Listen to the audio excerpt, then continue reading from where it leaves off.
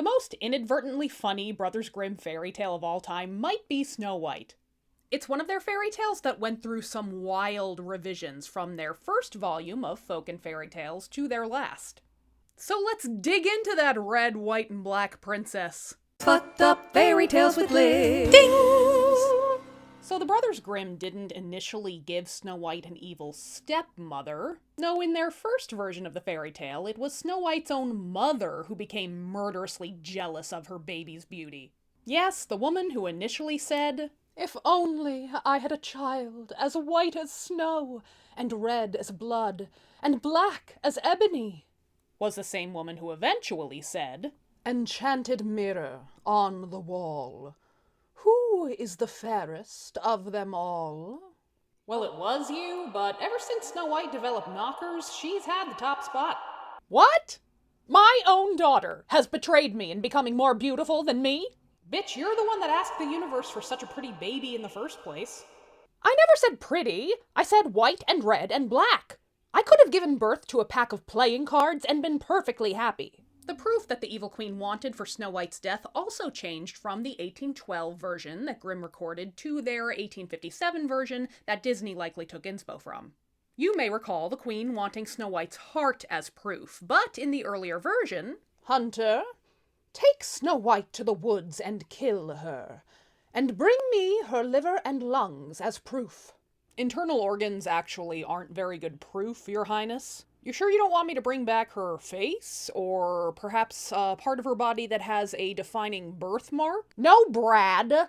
I need her liver and lungs as proof so I can eat them and absorb her youth and beauty. Everyone knows that. Yeah, Brad, everyone knows that. And the laughter, albeit dark comedy, doesn't stop there. For following that are the Queen's multiple failed attempts at killing the girl.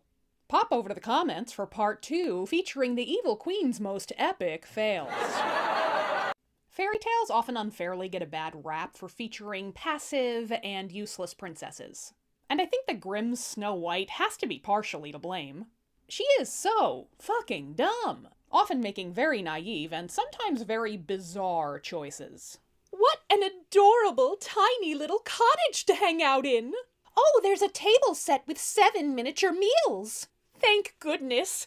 I'm starving! So Snow White walked around the table and helped herself to a single bite from each plate. I guess she thought maybe they wouldn't notice.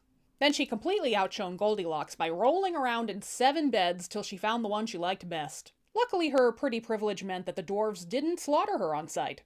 You can stay as long as you cook and clean for us. But of course!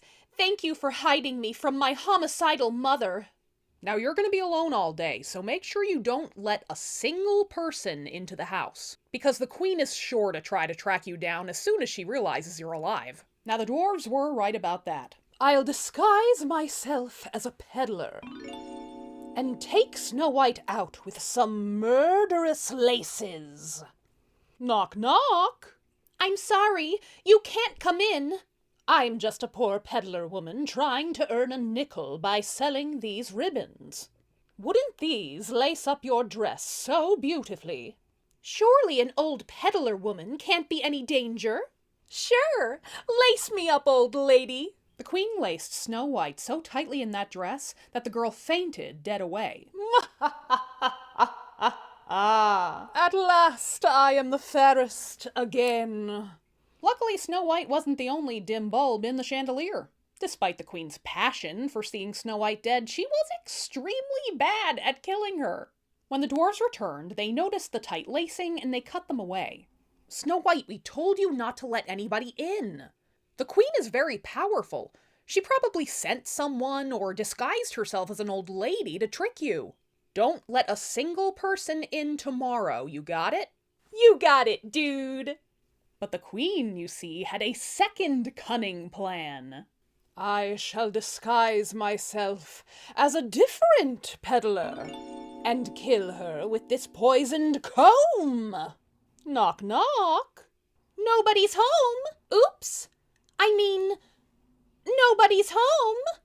Oh, dearie, I am just a weak old lady trying to make a dime by selling these beautiful combs to pretty ladies.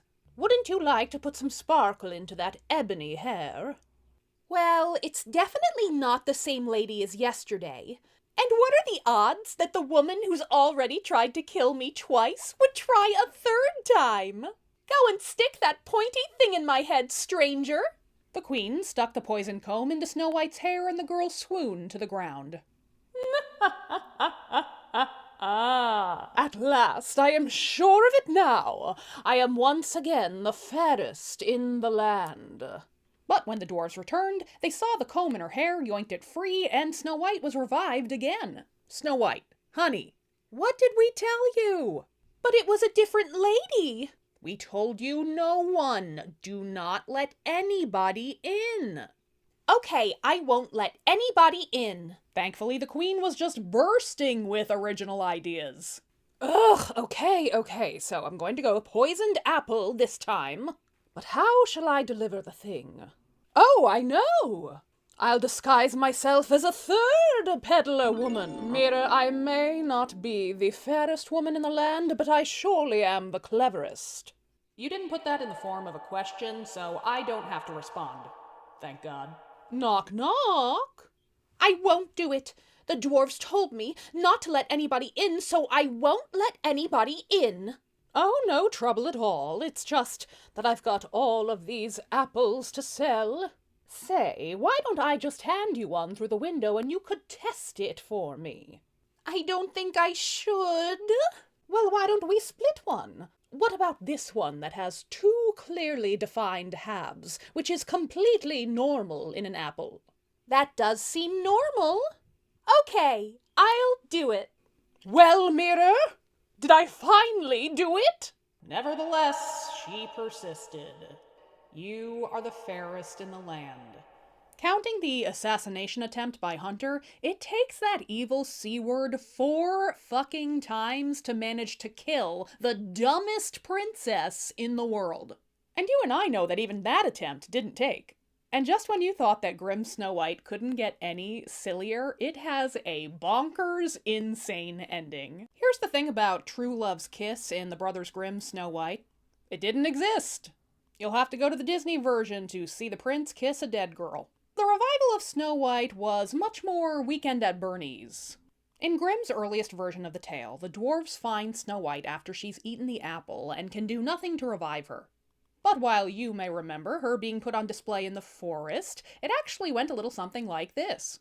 All right, brothers, let's keep our dead princess in the living room on display, so we can admire her remarkably preserved beauty.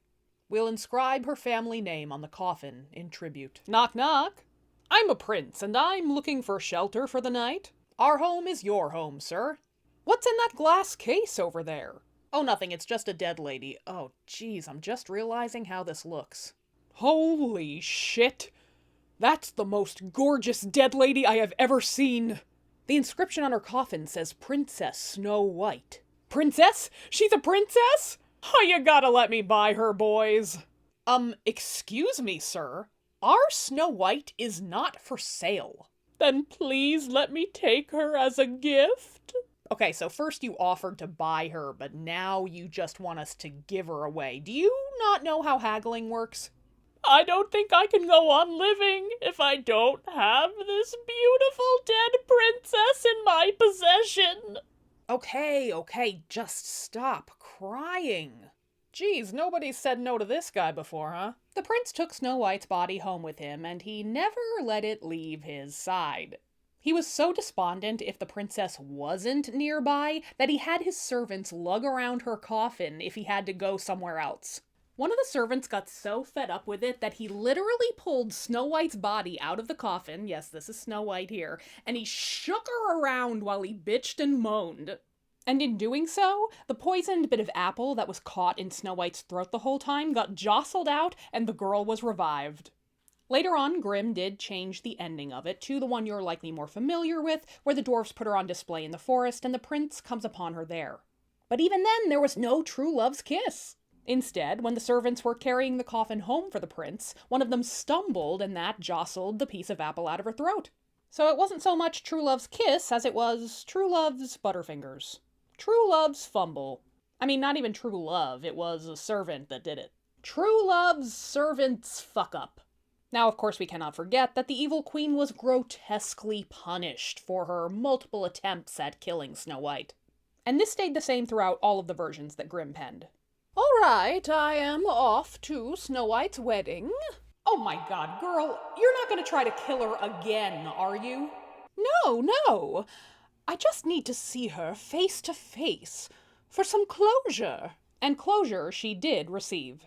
And by closure, I mean the prince's guard enclosed the queen's feet in red-hot iron shoes, and they made her dance for them until she died.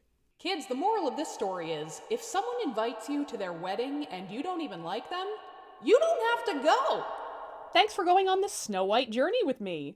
I've got other fairy tale fun happening at various corners of the web, so please go find and follow Cosbrarian wherever you can. Thank you so much to these gorgeous people for making my fairy tale work extra special. You too could have your name on this list, so check it out. And I'll see you for the next Fucked Up Fairy Tale. Fucked Up Fairy Tales with Liz.